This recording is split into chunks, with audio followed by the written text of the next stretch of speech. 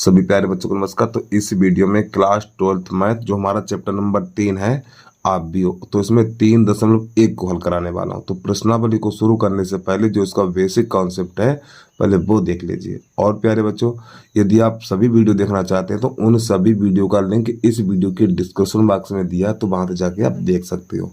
और फिर भी आपको ये वीडियो ना मिले तो आप कमेंट कर देना, कमेंट में उन सभी वीडियो का लिंक आपके पास भेज देंगे। तो जानता ना संबंधित वीडियो की शुरुआत करते हैं। तो जो हमारी आव्यूह की परिभाषा है, एम एन संख्याओं, और संख्या हमारी वास्तविक या काल्पनिक, ठीक है, को एम पंक्तियों तथा एन स्तंभों में व्यवस्थित करने पर जो आयताकार सारणी प्राप्त होती है उसे एम क्रॉस एन आव्यूह या एम बाई एन मैट्रिक्स कहते हैं। तो यहाँ पे इसे गुणा मत पढ़ना, एम क्रॉस एन आव्यूह या एम बाई एन मैट्रिक्स कहते हैं। अब यहाँ पे नंबर 2, आव्यूह के अवयव आव्यूह संख्याओं या फलनों का एक आयताकार क्रम विन्यास है। इन संख्याओं या फलनों को आव्यूह के अवयव या प्रविष्टियां कहते हैं। तो यहाँ पे एक लाइन इसी के नीचे लिख देना अवयव, ठीक है, m इंटू एन, ठीक, ये हमारे अवयव होते हैं। पहले तरह नोट कर लीजिए, अभी नीचे सब हम आपको समझा देंगे इतना। अब यहाँ पे आगे देखिए, आव्यूह के अवयवों को कोष्टक यानी कि इस बड़े कोष्टक के अंदर लिखते हैं। जो आव्यूह के अवयव होते हैं उन सबको बड़े कोष्टक के अंदर लिखते हैं, ठीक, पहली बात ध्यान रखेंगे। नंबर दूसरा, आव्यूह को हम अंग्रेजी वर्णमाला के बड़े अर्थात कैपिटल अक्षरों द्वारा व्यक्त करते हैं। अब समझिए, तो प्यारे बच्चों, ये हमारा एक आव्यूह है, तो ये वाली कहलाती है पंक्तियां। ऐसे करके ये देखो पंक्ति कहलाती है हमारी, ये 3-7 पंक्ति हैं, ये पंक्तियां और ये पंक्तियां, ठीक। पंक्ति को इंग्लिश में रो बोलते हैं। तो ये हमारी R1, ये R2 और ये R3। अब ये हमारे होते हैं स्तंभ, ये होते हैं हमारे स्तंभ। क्या होते हैं? ये स्तंभ होते हैं। तो स्तंभ अर्थात कॉलम। तो ये हमारा C1 है और ये हमारा C2 है। ये चीज ध्यान रखना, बच्चे इसमें कंफ्यूजन हो जाते हैं। ये बेटा हमारी पंक्ति है, ये जो लेटी हुई होती पंक्ति कहलाती है, और ये हमारे स्तंभ कहलाते हैं। ये ध्यान रखना, आगे समझिए। तो यहाँ पे लिखा हुआ आव्यूह का व्यापक रूप, ये क्या होता है इसको देख लीजिए। आव्यूह का जो व्यापक रूप होता है, ए बराबर बड़े कोष्टक में लिखेंगे AIJ M क्रॉस N, ये हमारी M क्रॉस N कोटि होती है। क्या होती है? कोटि। तो I हमारी क्या पंक्ति है, यहाँ पे जो I है वो पंक्ति है, ठीक। I की जगह पे पंक्ति का मान लगाया जाएगा और J की जगह पे स्तंभ का मान लगाया जाएगा, ठीक। तो पहले इतना नोट कर लीजिए।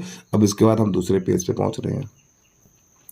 अगली हेडिंग है हमारी आव्यूह का क्रम अथवा कोटि, ठीक। समझिए, यदि किसी आव्यूह में m पंक्तियां तथा n स्तंभ है तो उसे m क्रॉस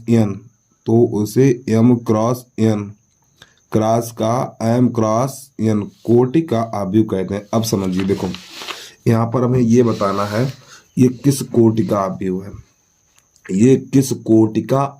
है, तो यहाँ पे इसके जो कोट होते हैं, देखो प्यारे बच्चों, सबसे पहले लिखी जाती पंक्ति। तो देखो ये हमारी होती है पंक्तियां, और पंक्तियों को बोलते हैं m से। तो ये कितनी पंक्तियां, देखो 1 2 3 है, तो पहले 3 लिखिए यहाँ पर। अब n होती स्तंभ, तो स्तंभ कितनी है? 1 2 लिखेंगे। तो जो इसकी कोट हो गई है, जो इस वाले आव्यूह की जो कोट हो गई है, तो यहाँ पे लिख लीजिए कोटि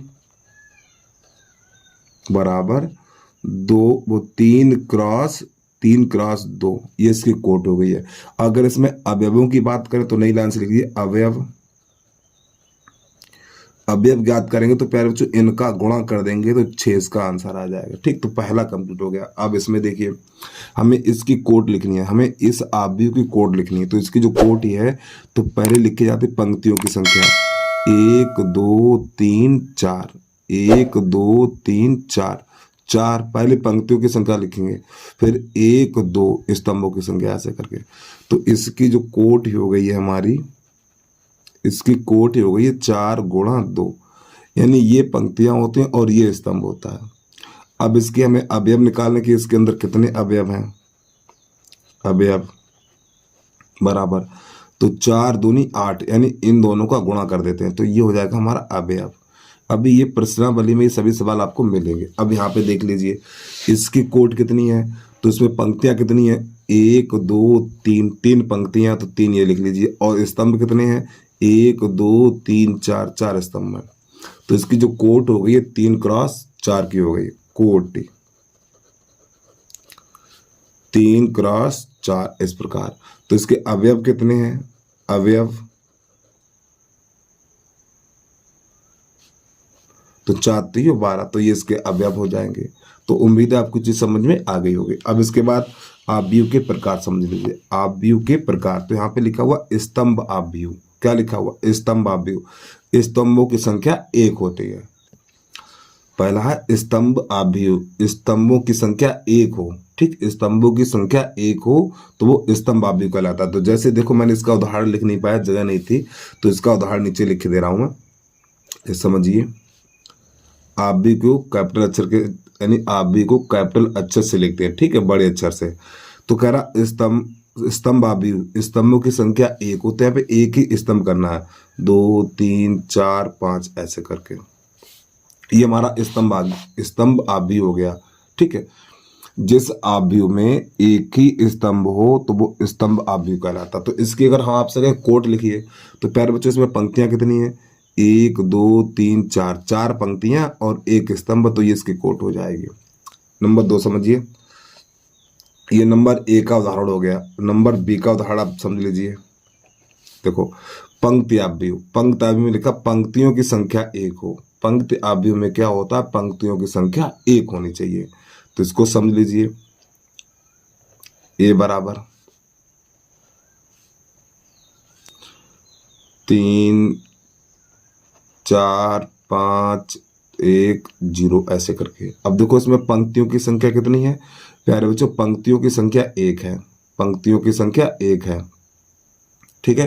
तो यहाँ पे क्या लिखेंगे, पहले पंक्तियों की संख्या लिखी जाती है। पंक्तियों की संख्या कितनी है हमारी, पंक्तियों की संख्या 1 है, तो 1, ठीक है, पंक्तियों की संख्या 1 है। और स्तंभों की संख्या 1 2 3 4 5।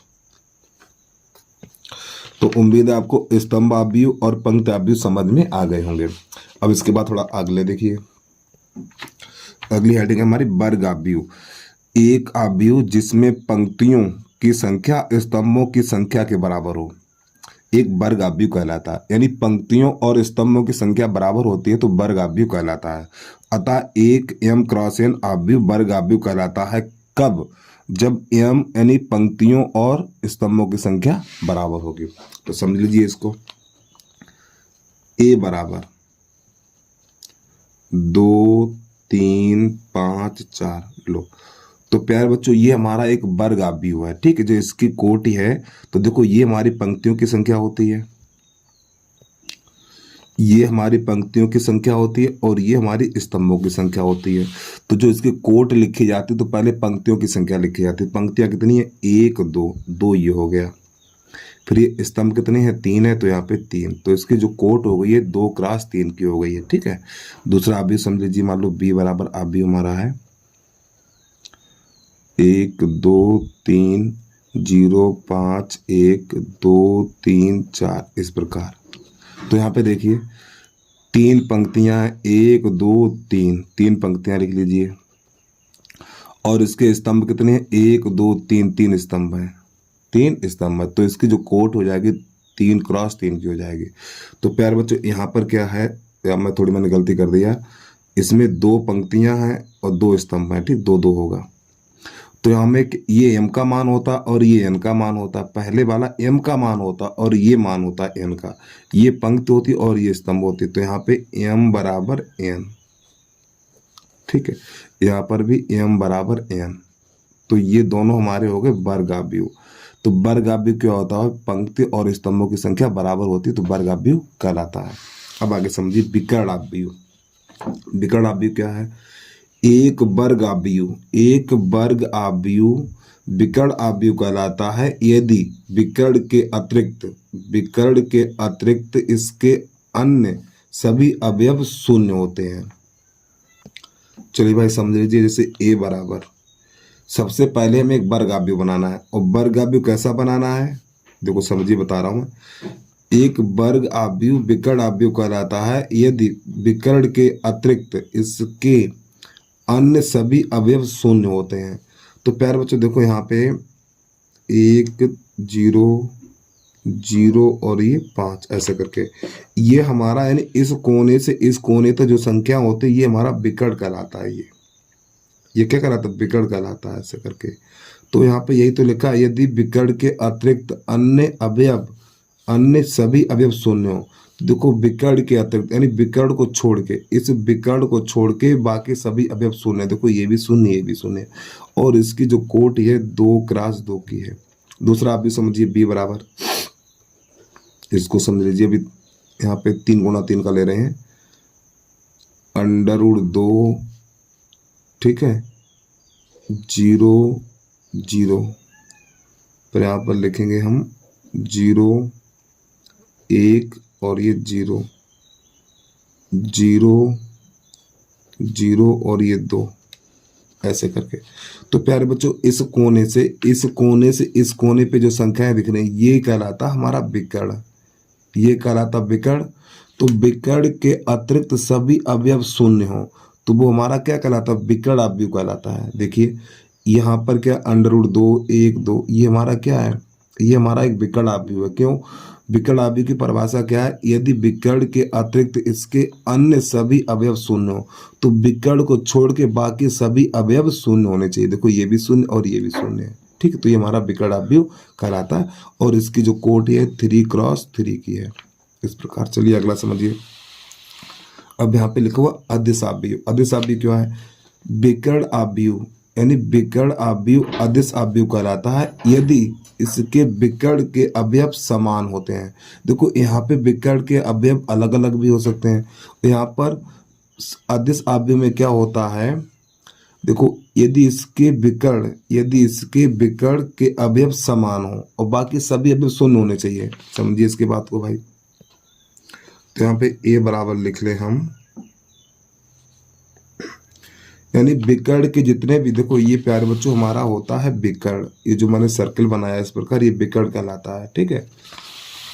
समझिए 1 0 0 1। तो प्यारे बच्चों देखो विकर्ण के अवयव समान है, जिस आव्यूह में विकर्ण के अवयव समान हो और बाकी सभी अवयव शून्य हो, ठीक है, तो अदिश आव्यूह कहलाता है हमारा, ठीक। अब आ गया दूसरा, समझ लीजिए इसमें b बराबर 1 0, चलो √3 कर लो, √3 0 0 √3 0 0 0 √3। तो प्यारे बच्चों देखिए यहाँ पर जी विकर्ण के सभी अवयव कैसे हैं, विकर्ण के सभी अवयव समान है और बाकी अवयव शून्य है। तो ये हमारा हो जाएगा अदिश आव्यूह हो जाएगा हमारा, ठीक है। तो इसकी जो कोट है 2x2 की है और इसकी कोट है 3x3 की। तो उम्मीद है आपको चीज अदिश आव्यूह समझ में आ गया होगा। अदिश आव्यूह इसके विकर्ण के अवयव समान होते हैं और बाकी अवयव सब शून्य होते हैं। जल्दी से नोट करिए। इसके बाद अगला देखिए, अगला हमारा तत्समक आव्यूह। ये क्या होता है देख लीजिए इसको। एक वर्ग आव्यूह जिसके विकर्ण के सभी अवयव एक होते हैं। एक वर्ग आव्यूह लेना है जिसके विकर्ण के सभी अवयव एक होते हैं तथा शेष अन्य सभी अवयव शून्य होते हैं तो तत्समक आव्यूह कहलाता है। इसे हम आई से प्रकट करते हैं। ये आपको इसकी जरूरत पड़ेगी तो ध्यान समझिए इसको। तो यहाँ पे लिखा जाएगा आई बराबर एक ऐसा आव्यूह बनाना, हमें एक ऐसा आव्यूह बनाना है विकर्ण के सभी अवयव एक हों, जैसे और वर्ग आव्यूह होना चाहिए। तो 1 0 0 1 इस प्रकार। अभी तक मैंने देखो पहले क्या बताया था, देखो सबसे पहले मैंने आपको बताया था यहाँ पर विकर्ण आव्यूह। तो विकर्ण आव्यूह में क्या होता है, यहाँ पे जो विकर्ण के अवयव अलग अलग होंगे, विकर्ण के अवयव अलग अलग होंगे और बाकी सभी शून्य होंगे। विकर्ण आव्यूह कहलाता है। अब इसके बाद मैंने बताया था अदिश आव्यूह। तो अदिश आव्यूह में क्या होता है, विकर्ण के जो अवयव होते हैं वो समान होते हैं, बाकी सभी शून्य होते हैं। अब इसके बाद हमारा तत्समक आव्यूह, तो इसमें क्या होता है, विकर्ण के अवयव एक होता है, कितना, एक एक एक होगा, और वर्ग आव्यूह और बाकी सभी हमारे शून्य होंगे। जैसे यहाँ पे समझ लीजिए, तो देखो ये एक एक है। दूसरा समझिए तत्समक आव्यूह, आई बराबर यहाँ पे लिखेंगे 1 0 0 0 1 0 0 0 1, इस प्रकार। तो देखो इसके सभी यानी विकर्ण के सभी अवयव एक होने चाहिए। एक और समझ लो, 1 0 0 0, ठीक है, यहाँ पे लेकिन 0 1 0 0, फिर यहाँ पर 0 0 1 0 0 0 0 1, इस प्रकार। तो देखिए प्यारे बच्चों, विकर्ण के ये वाले अभी सभी अवयव कितने हैं, विकर्ण के सभी अवयव एक हैं और बाकी सब शून्य। तो ये हमारा क्या हो जाएगा, तत्समक आव्यूह हो जाएगा। तत्समक आव्यूह में विकर्ण जो विकर्ण के अवयव होते हैं वो एक एक होते हैं। चलिए समझिए, अगला समझिए। अब यहाँ पे शून्य आव्यूह, शून्य आव्यूह, एक आव्यूह शून्य आव्यूह अथवा रिक्त आव्यूह कहलाता है यदि इसके सभी अवयव शून्य होते हैं। तो इसे हम ओ से प्रदर्शित करते हैं। तो यहाँ पे लिखेंगे ओ बराबर, तो प्यारे बच्चों देखो यहाँ पर शून्य आव्यूह है हमारा, ठीक है, रिक्त भी कह सकते हैं। फिर ओ बराबर 0 0 0 0, ये हमारा शून्य आव्यूह है। और फिलहाल इसकी हमें जरूरत नहीं पड़ती, ठीक है। और समझिए, जिसके सभी अवयव शून्य हों, जिसके सभी अवयव शून्य हों तो वो शून्य आव्यूह कहलाता है, ठीक, इस प्रकार। तो उम्मीद है ये चीज़ आपको समझ में आ गई होगी। तो जल्दी से नोट कर लीजिए। अब थोड़ा आगे बढ़ते हैं हम। तो अगली हेडिंग होगी हमारी आव्यूह की समानता, इसको समझ लीजिए। तो यहाँ पे लिखेंगे दो आव्यूह, मान लो पहला हमारा ए बराबर AIJ, ठीक, आई पंक्ति होती है, जे स्तंभ होता है हमारा, तथा दूसरा आव्यूह है BIJ, ठीक। ये दो आव्यूह हमें मिलेंगे, ठीक, समान कहलाते हैं, समान कहलाते हैं। कब कहलाएंगे, यदि नंबर 1 यहाँ पे लिखिए, यदि कब कहलाएंगे, नंबर 1 लिखेंगे, यदि बे समान कोट के होते हैं, बे समान कोट के होते हैं। सबसे पहले उनके कोट समान होने चाहिए। नंबर दूसरा, संगत अवयव, तो यहाँ पे लिखेंगे आव्यूह A तथा आव्यूह B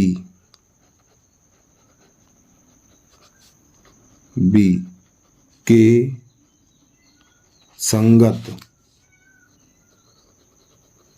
अवयव समान हो, ठीक। अब जैसे समझ लीजिए यहाँ पर ध्यान से, जैसे मान लो A बराबर है हमारा 3 2 0 1 और B बराबर एक आव्यूह हमारा 3 2 0 1। अब ये समझिए, तो प्यारे बच्चे यहाँ पे संगत अवयव बराबर है, तो देखो ये इसके बराबर हो जाएगा, ये 2 इसके बराबर हो जाएगा, ये 0 के बराबर हो जाएगा और ये 1 इसके बराबर हो जाएगा। तो ये हमारे कैसे होते हैं, ये हमारे आव्यूह, यानी ये दोनों आव्यूह कैसे हैं, समान है, ठीक है।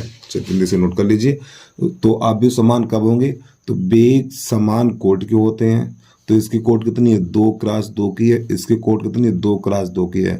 तो कोटि समान होनी चाहिए और संगत अवयव समान हो, तो ये हमारे समान आव्यूह कहलाते हैं। अब हम बढ़ते हैं प्रश्नावली की तरफ। अब यहाँ से प्रश्न नंबर हमारा पहला है, तो इसमें देखो ये हमारा एक आव्यूह दिया हुआ है। तो आव्यूह में देखिए ये आव्यूह की कोट ज्ञात करनी, इसमें फिर अवयवों की संख्या ज्ञात करनी और लास्ट में इसके मान भी ज्ञात करने हैं। तो प्यारे बच्चों ये हमारा है आव्यूह। तो इस आव्यूह को मैं ऐसे और लिख सकता, ध्यान समझिए। तो हमारा एक आव्यूह ए बराबर हम लिख के दिखाई दे रहे हैं आपको, ठीक है, इसको भूलना मत। तो यहाँ पे A11, ठीक है, और A12, A13 और A14, इस प्रकार आगे तक डैश डैश लिखते रहेंगे, ठीक है। यहाँ तक आगे डैश डैश लिखते रहेंगे आगे तक। फिर आप लिखेंगे A21, A22, A23 और A24, फिर इसके बाद A31, A32, A33 और A34, फिर यहाँ पे A41, A42, A43, A44, इस प्रकार हम इसको लिखते रहेंगे। अब चलिए आ जाइए, तो प्रश्न में कह रहा है इसकी कोट कितनी, हमें इस आव्यूह को देख के इसकी कोट बताने। तो कोट ज्ञात करने के लिए सबसे पहले पंक्तियों की संख्या लिखी जाती है। तो इसमें पंक्तियों कितनी है, तो पंक्तियां देखो 1 2 3, 3 तो ये लिखेंगे, ठीक, कोट क्रॉस। अब इसके बाद स्तंभ कितने हैं, 1 2 3 4, तो बेटा ये इसकी कोट हो गई। पहले पंक्तियां लिखी जाती हैं, फिर क्रॉस, फिर स्तंभ लिखे जाते हैं। अब इसके बाद अवयवों की संख्या, अवयवों की संख्या, तो इनका आपस में गुणा कर देना, 3 चौक यानी 3 क्रॉस 4, फिर यहाँ पे लिखेंगे 3 चौक 12, ये इसका आंसर आ गया। अब आगे समझिए, इसका A13 का मान निकालना, A21 का मान निकालना, A33 का मान निकालना। तो कैसे निकालेंगे देखिए, तो देखो सबसे पहले A13, तो यहाँ पर A13 कहाँ पर ये है, तो इसका संगत कौन सा है, इसका संगत ये वाला हो जाएगा, ठीक है, तो इसका आंसर 19 हो जाएगा। तो इसके बाद A21, अब इसके संगत कौन सा अवयव है, इसके संगत ये वाला अवयव है, तो इसका आंसर हो जाएगा 35। अब A33, इसके संगत कौन सा, देखो इस यहाँ पे A33 है, A33 यहाँ पे, तो इसके संगत कौन सा है, ये -5 है, तो यहाँ पे इसका आंसर -5 हो जाएगा। ठीक, अगले समझिए, फिर हमें A24 का मान निकालना, A23 का मान निकालना। तो A24 कहाँ पर है, देखिए A24 ये रहा, तो इसका संगत कौन सा, ये 12 हो जाएगा, तो इसका आंसर आपको 12 लिख देना है। अब यहाँ पे 23 है हमारा A23, तो ये 23 ये रहा, तो इसके संगत ये वाला हो जाएगा 5/2। तो प्रश्न नंबर कंप्लीट, यानी पहला हमारा हो गया कंप्लीट, 5/2। उम्मीद है आपको समझ में आ भी गया होगा। अब इसके बाद प्रश्न नंबर 2 देख लीजिए, वीडियो को रोक के आराम से नोट कर लिया करें आप। तो प्रश्न नंबर 2 हमारा, यदि किसी आव्यूह में 24 अवयव हैं, यदि किसी आव्यूह में 24 अवयव हैं तो इसकी संभव कोटियां क्या हैं। यदि इसमें 13 अवयव हों तो कोटियां क्या हैं। तो जब 24 अवयव हैं तो कोटियां क्या होंगी, समझिए इसके। तो यहाँ पे पहले लिख लो 24 अवयव हों, जब 24 अवयव हों तो इसकी कोटियां क्या होंगे वो देख लीजिए। अब आप ये देखो 24 कौन कौन से पहाड़े में आता है, देखो 1 गुणा 24, 24 सेकंड 24, पहली कोट हो गई। फिर इसको उल्टा करके लिखिए, 24 यानी 24 क्रॉस 1, गुणा नहीं बोलेंगे, 24 क्रॉस 1। अब इसके बाद आगे तो 8 क्रॉस 3, फिर यहाँ पे 3 क्रॉस 8, ऐसे करके, ठीक है। फिर यहाँ पे लिखेंगे 6 क्रॉस 4, फिर लिखेंगे 4 क्रॉस 6, इस प्रकार।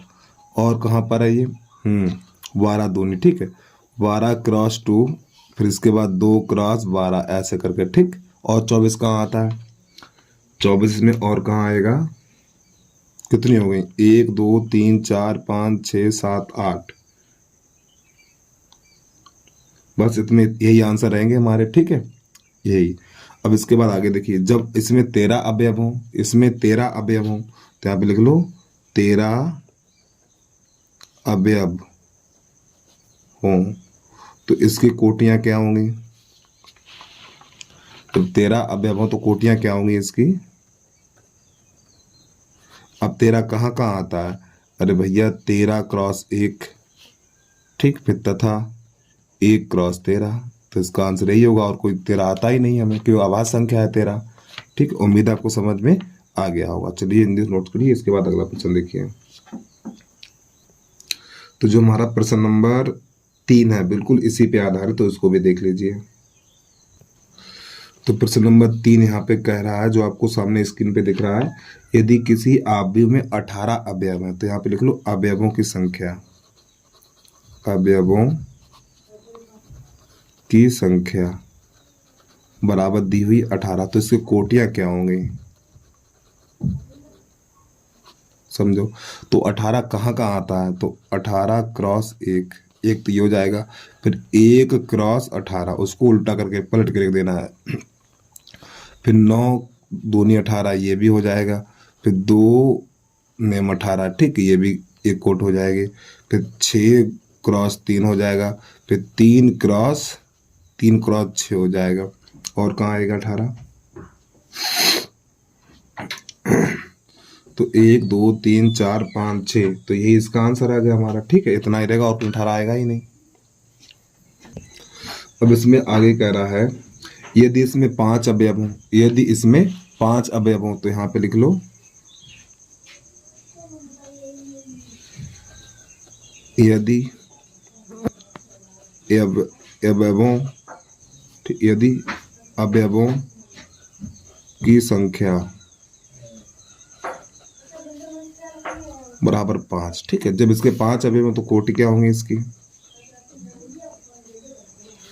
5 क्रॉस 1, ठीक है, और 1 क्रॉस 5, तो इसकी 2 ही कोटियाँ होंगी। और इसकी कितनी 1 2 3 4 5 6 इसकी। जब हमारे अवयवों की संख्या 18 है तो कोटियों की संख्या 6 है। जब अवयवों की संख्या एक अभाज्य संख्या हो, देखो जब अवयवों की संख्या एक अभाज्य संख्या है तो कोटियों की संख्या 2 होती है। ठीक, ये चीज ध्यान रखना आप। अब इसके बाद प्रश्न नंबर हमारा है 4, उसको कैसे करते हैं आप देख लीजिए आप। तो प्रश्न नंबर 2 है हमारा, यानी प्रश्न नंबर 4 है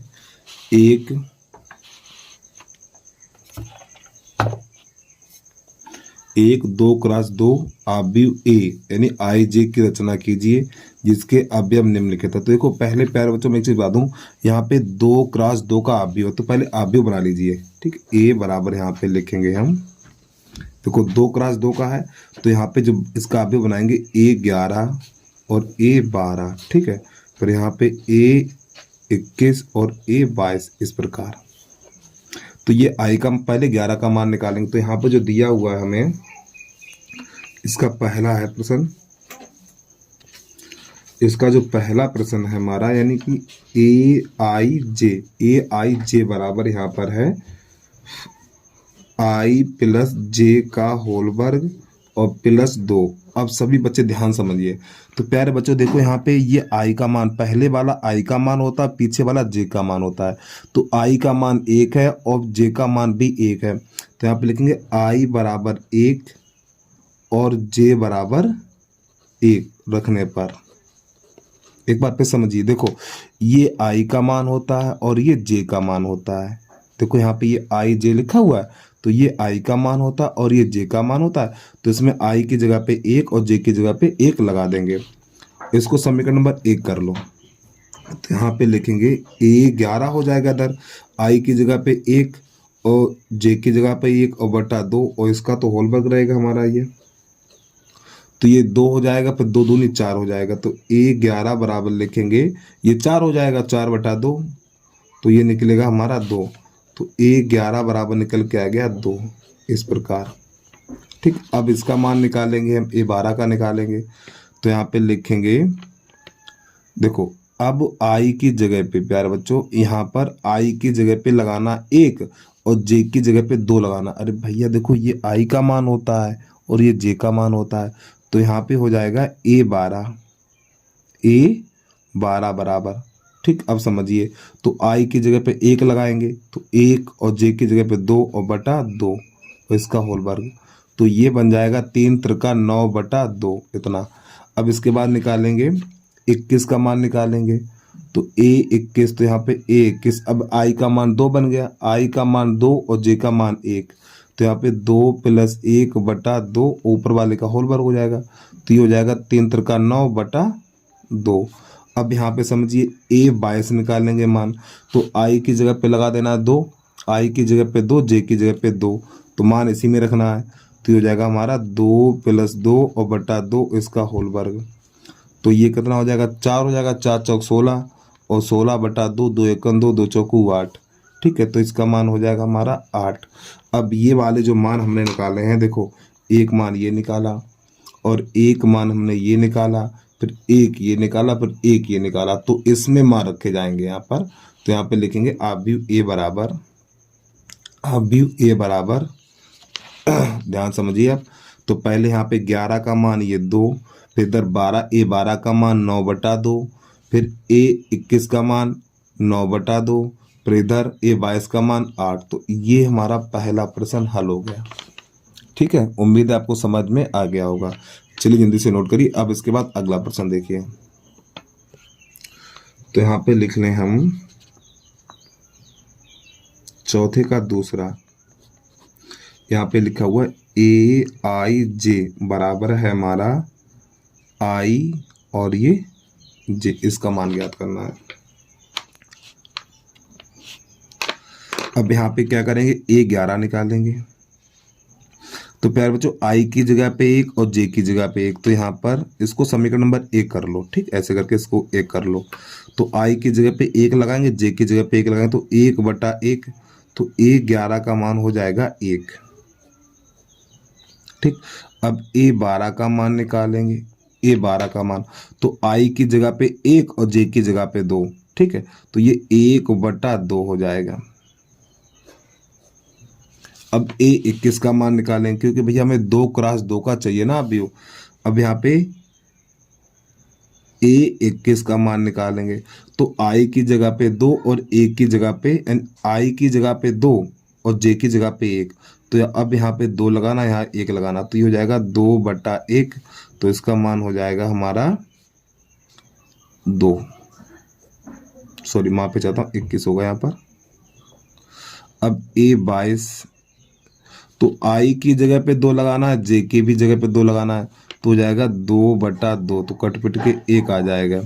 तो A22 बराबर 1। तो जो हमारा आव्यूह होता है A बराबर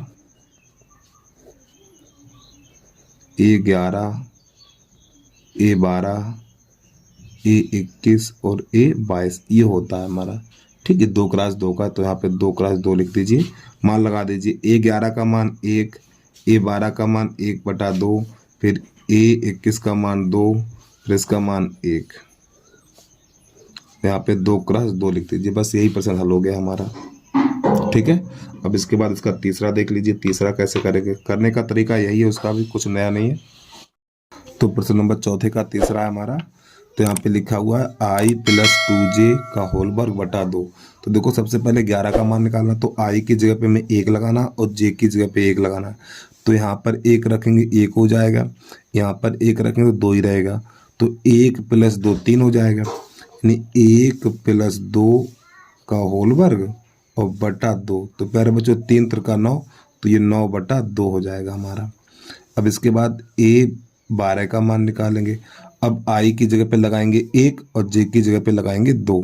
तो यहाँ पर 1 रखेंगे तो 1 हो जाएगा, यहाँ पर 2 रखेंगे तो 2 दूनी 4 हो जाएगा का होल वर्ग और बटा 2, तो ये 5 हो जाएगा, तो ये 25/2 हो जाएगा।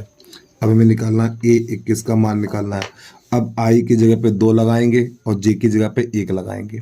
I की जगह पे 2 और J की जगह पे 1, तो यहाँ पे 2, यहाँ पर 1, तो 2 + 2 और बटा 2। यार थोड़ा कोष्टक गलत लगा दिया हमने, ये कोष्टक ऊपर ही रहेगा। ठीक है, इस प्रकार यहाँ पर, तो ये 2 दूनी 4, यानी 2 2 4 हो जाएगा, 4 चौक 16 हो जाएगा, तो हो जाएगा 16/2, तो 2 एकम 2, 2 अट्ठे 16, तो इसका आंसर आ जाएगा हमारा 8। आगे समझिए। अब यहाँ से निकालेंगे A22, तो I का भी मान 2 है और J का भी मान 2 है, तो यहाँ पे 2 2 लगा दो। तो जब यहाँ पे 2 रखेंगे, 2 दूनी 4, 4 ये और 2 ये, यानी 2 + 4 का होल वर्ग और बटा 2, तो ये बन जाएगा हमारा वो 6, और 6 का वर्ग 36/2, तो काटेंगे तो 18 निकल के आ जाएगा। अब इसका बना देना हमें आव्यूह। तो यहाँ पे A बराबर लिख देना है हमें, पहले 11 लिखा जाएगा 9/2, फिर 12 लिखा जाएगा 25/2, फिर इसके बाद 8 लिखा जाएगा, फिर इसके बाद 18 लिखा जाएगा। ये हमारा हल हो गया। पहले ये वाली लाइन लिखेंगे आप, फिर ये वाली लाइन लिखेंगे, इस प्रकार। चलिए इनसे नोट करिए। अब प्रश्न नंबर है हमारा